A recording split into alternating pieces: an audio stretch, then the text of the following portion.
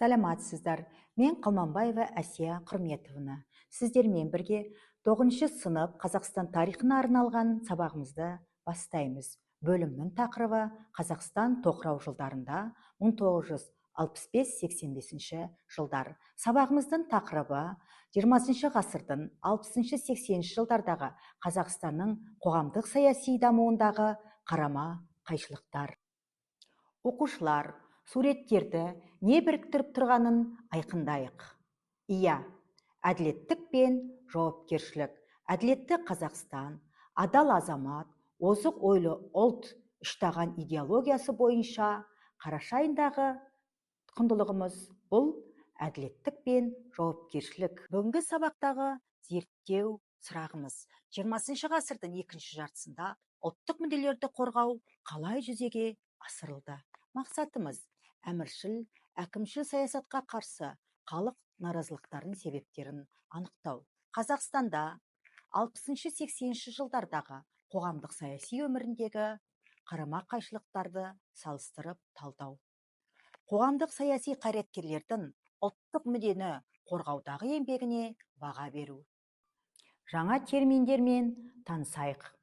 Диссидент, басқаша ойлау, мемлекеттік идеологиямен келіспей, ресми билікке қарсы шыққан адам. Бейресми ұйым, ресми құрылымдарда рәсімделмеген ұйым. Ұлттық мүдде, елдің жалпы ұлттық мемлекеттік мүддесі. Кез келген мемлекет халқының мұң-мұқтажына сәйкес келетін қоғамдық өмірдің барлық саласындағы қажеттіліктердің жүйелі түрдегі көрінісі. Әміршіл, әкімшіл саясатқа қарсы халық наразылықтарының себептеріне үңілейік. Ұлттық мүддені ескермеу, кеңестік биліктің әлеуметтік экономикалық саясаттағы қателіктері, саяси қоғамдық салада мемлекеттік тапсырыстардың орындалуы, демократиялық қозғалыстарға тыйым салу, Қазақстан халықтар достығының зертханасы. Қазақстанда тоқырау кезеңінде әміршіл әкімшіл саясатқа қарсы қандай наразылықтар жүрді? Ол саясатындағы бұрмалаушылықтар халық арасында, әсіресе зиялылар мен жастар арасында түрлі наразылықтар туғызды.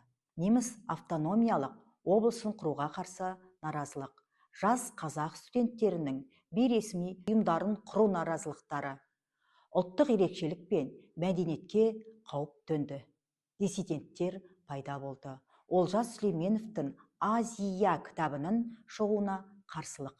60 жылдары қазақ студент жастарының қандай бейресми ұйымдары болды? Жас тұлпар 1962-1966 жылдары. Мәскеуде оқитын студент жастары Жас тұлпар атты ұйым құрып, қазақ халқының қайта өркендеуін, руханиятын дамыту мәселелері бойынша әлеуметтік бастама ұсынды. Сарыарқа Қазақ мемлекеттік университетінің тарих факультетінің студенттері құрған топ.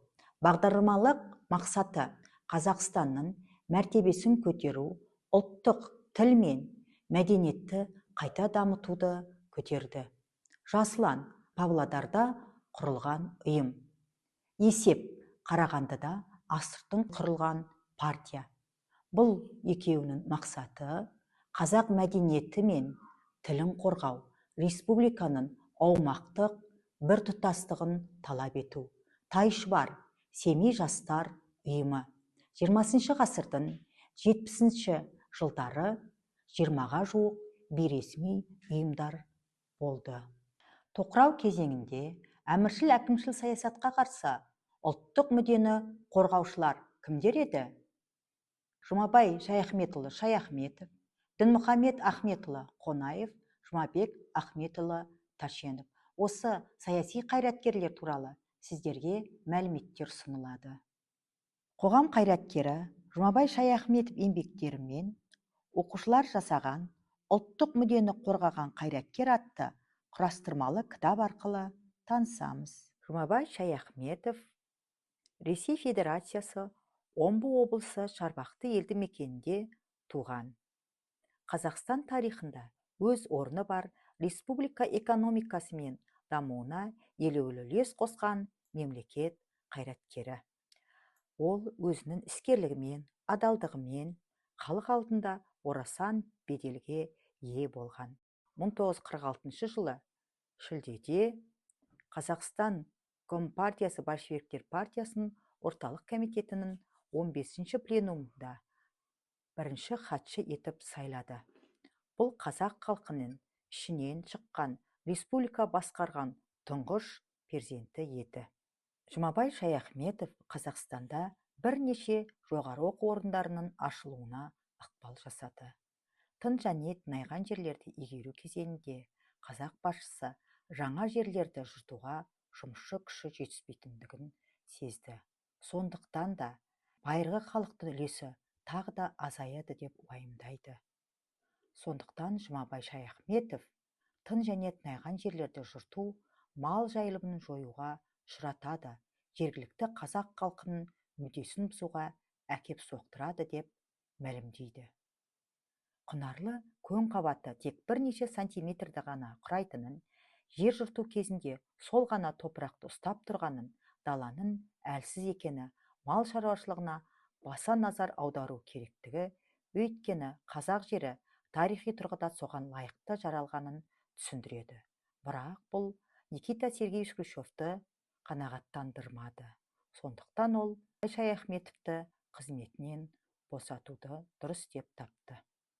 Дінмұхамед Ахметұлы Қонаев аса көрнекті мемлекет және қоғам қайраткері, 3 мәрте социалистік еңбек ері, Қазақ КСР ғылым академиясының академигі, техника ғылымдарының докторы, 1912 жылы 12 қаңтарда Верный қазіргі Алматы қаласында қызметкердің отбасында өмірге келген. Тау-кен ісі саласының ірі ғалымы Дінмұхамед Қонаев республика ғылымының даму жолында зор еңбек сіңірді.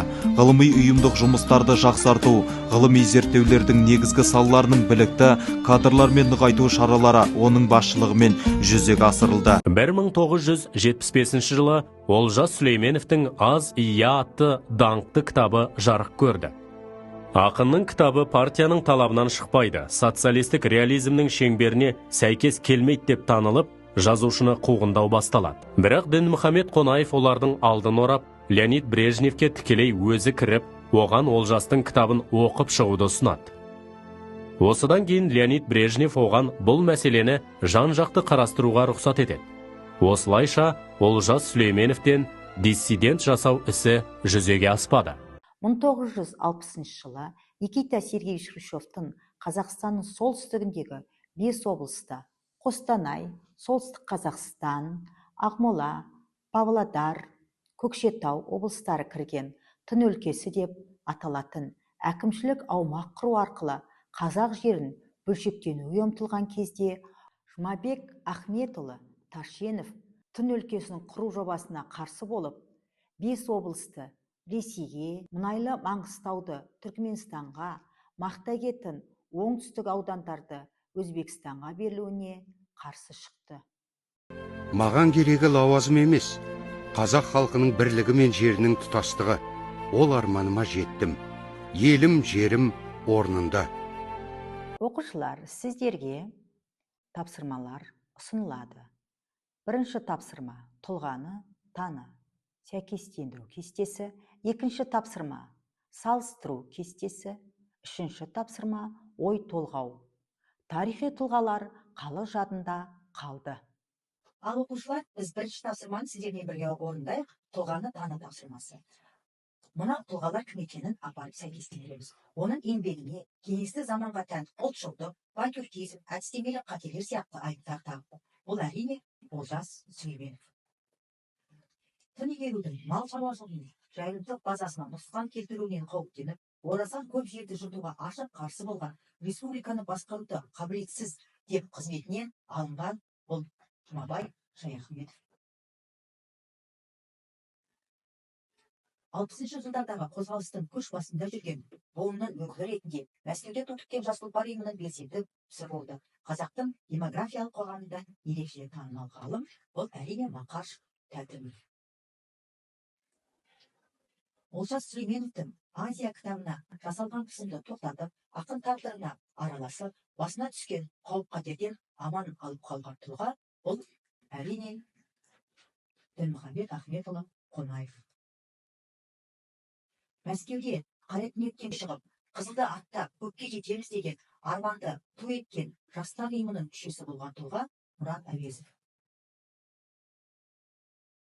Ол орталық саясатына қарсы үзілді кесілді ұстанымнан кейін Никита Сергеевич Хрущевтың талап етуімен республикадағы жоғары лауазымдардан босатылды. Ол Жұмабек Кәшенов. Енді тексеріп көрейік жұмысымызды. Жарайсыңдар балалар. Қорытындылай келе, әміршіл әкімшіл саясатқа қарсы халықтың наразылықтарын себептерін анықтадыңыздар. Қазақстанда 60-80 жылдардағы қоғамдық саяси өмірдегі қарама-қайшылықтарды салыстырып талдау жасадыңыздар. Қоғамдық саяси қайраткерлердің ұлттық мүддені қорғаудағы еңбегіне баға бердіңіздер. Мемлекет басшысы Қасым-Жомарт Кемелұлы Тоқаев ұсынған әділетті Қазақстан, адал азамат, озық ойлы ұлт идеясын жүзеге асыру, ұлттың жаңа сапасын қалыптастыру біздің әрқайсымыздың әділдік пен жауапкершілігімізден басталатынына осы сабақ барысында көз жеткіздік деп ойлаймын. Сабағымыз аяқталды. Менімен бірге болғандарыңызға рахмет.